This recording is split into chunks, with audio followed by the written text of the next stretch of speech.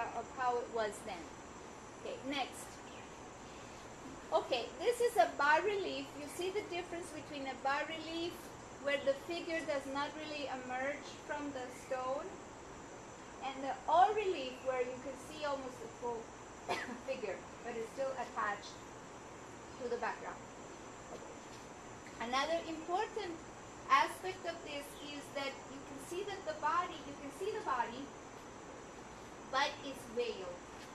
Okay, so that the decorative aspect prevails over the more idealistic aspect or idealized aspect. If you remember the Venus of Milo or some of the other Aphrodite that we've seen, you can see the whole body.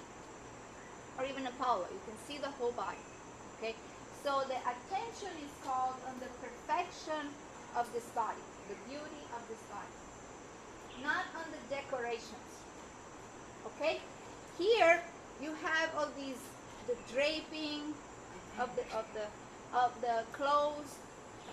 So it's more on what embellishes the body, on what makes the body look more beautiful than if it were naked. Okay, so this is Hellenistic. It's a style that has to do with the expansion of Greek culture during the realm of Alexander and also the Roman era. Okay? Remember, it has more to do with how the body is embellished by those luxuries that one can afford in a rich empire. Like the ladies of Rome, when they go to the carreras, they would be dressed very luxuriously. Okay? So that's what's known as Hellenistic, this exaggerately decorated style. Okay? Let's make the distinction between classical and Hellenistic. Next.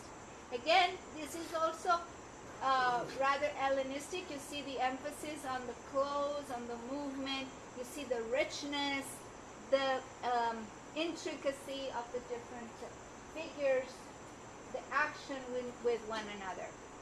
This is from the Pergamon. Pergamon is a capital that it's one of the cities that are built in the empire of Alexander. And it's a very grandiose capital with huge monuments. It celebrates the opulence, the richness of the empire. So that's, and in fact, okay, I want to explain this. This is Gaia, okay, and this is Minerva. And you see that Minerva and her allies are eliminating Gaia. Gaia, the mythical Titanic goddess, is being buried, but the Olympic gods are triumphant. Okay, next. Okay, again we see, this is from the Parthenon, but you see the emphasis on the drapery. The body is visible, but it's not really the main focus. Next.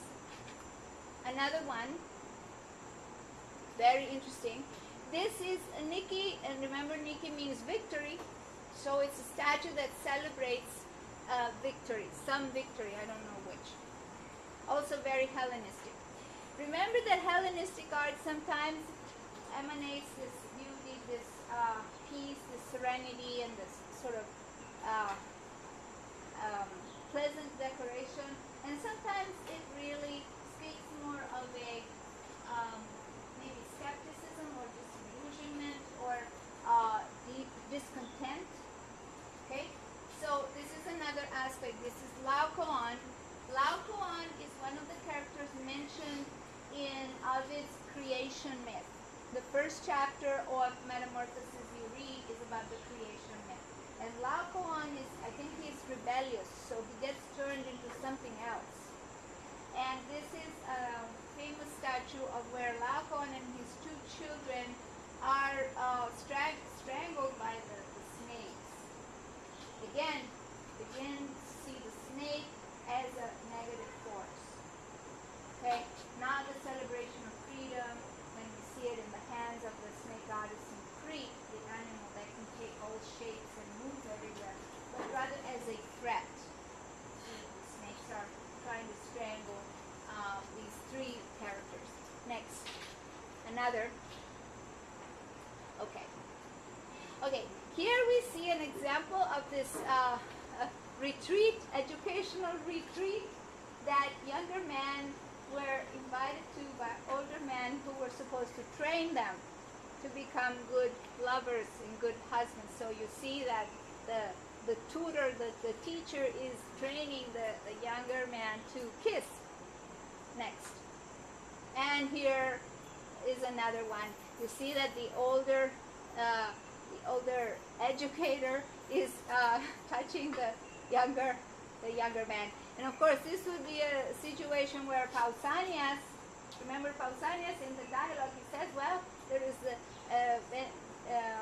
Afrodita celeste y la Afrodita común, right? Sometimes these older men, they don't really educate for the good of the of the student, but rather for their own advantage. Okay. So next.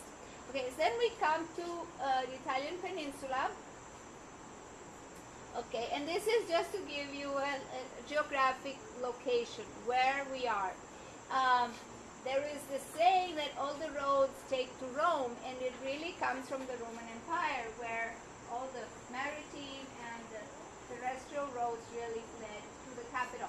And we have seen how useful that was if you were a young Roman and decided to follow Ovid in looking for beauties, because there was so much affluence, so much opulence and abundance that women could, embellish themselves a lot. So, so this is just to locate. Next. Okay. We see how Roman art, especially of the imperial period, is very influenced by Greek art. This is a mosaic. It's a Hellenistic style, and you can see some of the Greek gods and gods, Olympian gods. I don't know whom, but you can see the style. Next. Okay, so this is a representation of the poet we know, Sappho. It was found in Pompeii. Pompeii is this Roman city near Naples that was buried by the eruption of the volcano in 79 before Christ was buried. And so we have everything was preserved under the lava, so that we have entire rooms, paintings, all the decorations. It really allows us to see a lot of the everyday life of these times. And there's a few more of these paintings. Okay, so you see an erotic scene. Here's a satyr who's trying to seduce a maiden. Okay, found in Pompeii. Next. Okay, Perseus as an Andromeda. So you see that these people in Pompeii, that their legends, their reference is Greek mythology. Remember that many of the cities of southern Italy were actually founded by the Greeks. They were colonial trade points for the Greeks. Next. Okay. This is a quite important painting, because then in the Renaissance, in the 1500, it will inspire Botticelli and other painters of the Renaissance. But again, we see Venus or Aphrodite, who is born from the waters. Did the Renaissance painters know about this meaning, or? Sorry? Did the Renaissance painters know about this? Of course they did. I assume they did. Yes, because that is a good point, because this was found in Pompeii, so they might not have seen it, but they probably saw other versions. Okay? Because the idea that Venus was emerged from the waters is part of Greek mythology, and it has to do again with the liquidity. Remember, in Knossos, the plumbing, the internal plumbing, the celebration of the beauty of female liquidity, of milk, of breast milk. So the femininity is always connected with water.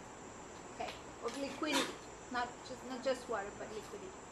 Okay, so here we go to some of the mythology that is original of the Italian peninsula. This isn't Greek.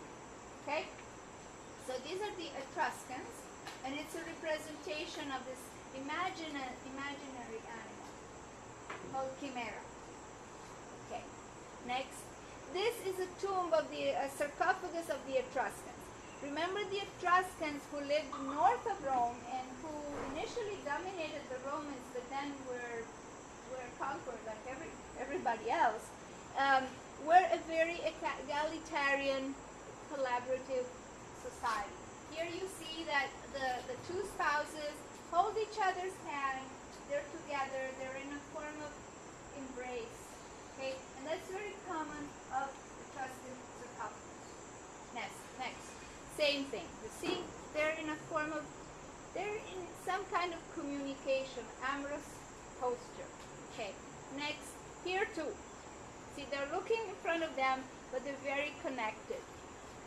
They came from the same places the Phoenicians came. Remember, Lebanon, the Middle East, and they were part of this sort of more collaborative type of people. Next. Again, the very mysterious gaze of the Etruscans. Next. Okay, so this is the loba, the lupa in Italian. So you see how the mythologies get hybridized. Okay, the legend, the Roman legend says that these two twins, Romulus and Remus, were abandoned. But then in the forest they found a she-wolf, una loba, and they were breastfed by this wolf, and so they grew to be strong warriors. Again, mammals, they need breastfeeding. There were no bottles, so somebody had to breastfeed them, and in this case it was a she-wolf. And that gave them that character that they would not surrender in a battle. Okay, so this is the symbol of Rome from the beginning. Okay, next. So here we see the gradual expansion of the empire. First the peninsula, then Carthago, remember the Punic Wars, eliminating the rival here so that they could expand toward the west. Okay, and once this was secured, then they went back to the east, and then they continued to expand north and to the Middle East. So you see the strategies of expansion in this map. Next. Okay, so we see now the Roman Forum and the Arc of Septimius Severus. I want to emphasize the difference between the sites of the Roman Republic and the Imperial Rome, because the difference is huge. Okay, if you look at this, this is where the Forum used to be. So the Forum was this, like a promenade, where people of the city would walk around and they would exchange opinions. It was a bit like Athens for Socrates. It was a place where you would hang out and start a discussion with people, an open discussion, and that was the Republican style. It was an open democracy. People could participate and express their opinions. Okay?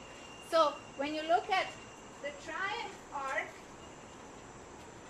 you're looking at a symbol of Imperial Rome.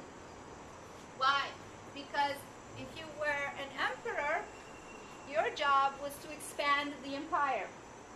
And if you conquered another province, you came back to Rome and you said, hey, now we need to celebrate this. And so you had an art built for you that celebrated your victories.